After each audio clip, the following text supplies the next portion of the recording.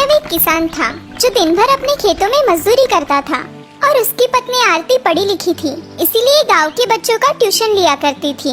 लेकिन इनकी बेटी सुगना बिल्कुल निराली थी।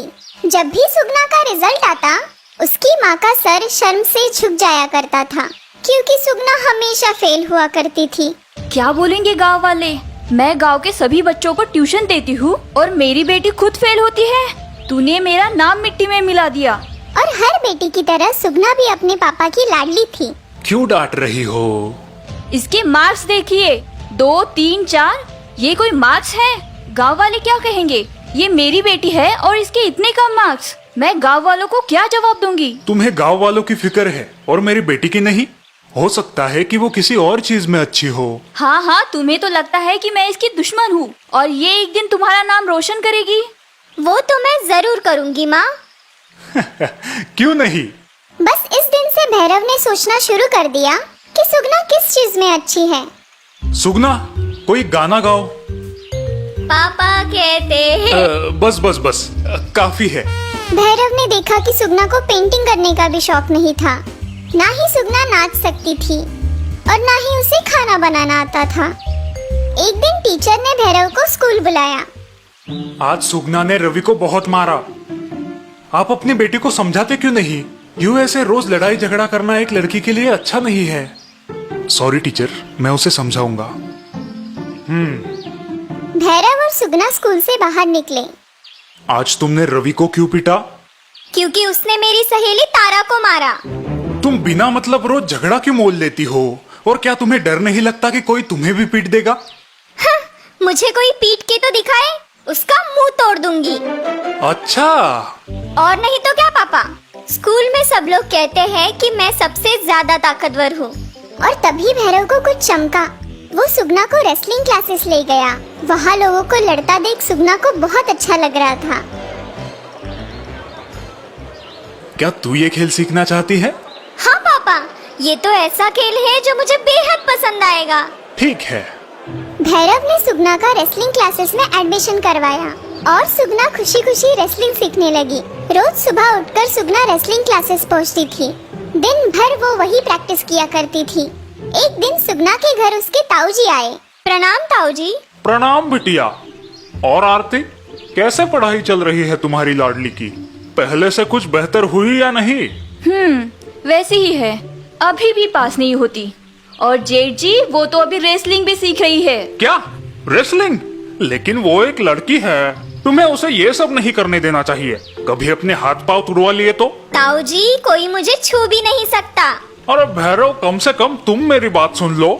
रेसलिंग वेसलिंग लड़कियों के लिए अच्छी नहीं। भैया, अब उसे वही पसंद है तो करने दीजिए ना। भैरव ने अपने बड़े भाई की एक न मानी और अगले कई वर्षों तक सुगना रेसलिंग सीखती रही। आज उसका स्टेट लेवल का मैच था। सुगना ने अपनी कॉम्पिटिटर की धोबी पछाड़ धुलाई की। दर्शकों की तालियां रुक ही नहीं रही थी। ये देख भैरव और आरती बहुत ही ज्यादा भावुक हो गए।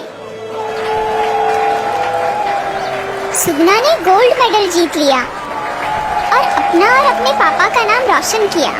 देखो आरती, मैंने कहा था ना कि मेरी लाडली मेरा नाम रोशन करेगी।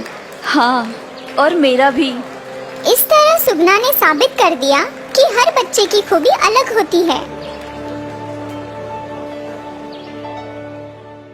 भैरव एक किसान था जो दिन भर अपने खेतों में मजदूरी करता था और उसकी पत्नी आरती पढ़ी लिखी थी, इसीलिए गांव के बच्चों का ट्यूशन लिया करती थी। लेकिन इनकी बेटी सुगना बिल्कुल निराली थी। जब भी सुगना का रिजल्ट आता, उसकी माँ का सर शर्म से झुक जाया करता था, क्योंकि सुगना हमेशा फेल हुआ करती थी। क्या बोलेंगे गांव वाले? मैं गांव के सभी बच्चों को ट्यूशन देती हूँ और मेरी बेटी खुद फेल होती है। तूने मेरा नाम मिट्टी में मिला दिया। और हर बेटी की तरह सुगना भी अपने पापा की लाडली थी। क्यों डांट रही हो? इसके मार्क्स देखिए, 2, 3, 4। ये कोई मार्क्स है? गांव वाले क्या कहेंगे? ये मेरी बेटी है और इसके इतने कम मार्क्स। मैं गांव वालों को क्या जवाब दूंगी? तुम्हें गांव वालों की फिक्र है और मेरी बेटी की नहीं? हो सकता है कि वो किसी और चीज में अच्छी हो। हाँ, तुम्हें तो लगता है कि मैं इसकी दुश्मन हूँ और ये एक दिन तुम्हारा नाम रोशन करेगी। वो तो मैं जरूर करूँगी माँ। क्यों नहीं? बस इस दिन से भैरव ने सोचना शुरू कर दिया कि सुगना किस चीज में अच्छी है? सुगना, कोई गाना गाओ। पापा कहते हैं। बस बस बस, काफी है। भैरव ने देखा कि सुगना को पेंटिंग करने का भी शौक नहीं था। ना ही सुगना नाच सकती थी और ना ही उसे खाना बनाना आता था। एक दिन टीचर ने भैरव को स्कूल बुलाया। आज सुगना ने रवि को बहुत मारा। आप अपनी बेटी को समझाते क्यों नहीं? यूं ऐसे रोज लड़ाई झगड़ा करना एक लड़की के लिए अच्छा नहीं है। सॉरी टीचर, मैं उसे समझाऊंगा। भैरव और सुगना स्कूल से बाहर निकले। आज तुमने रवि को क्यों पीटा?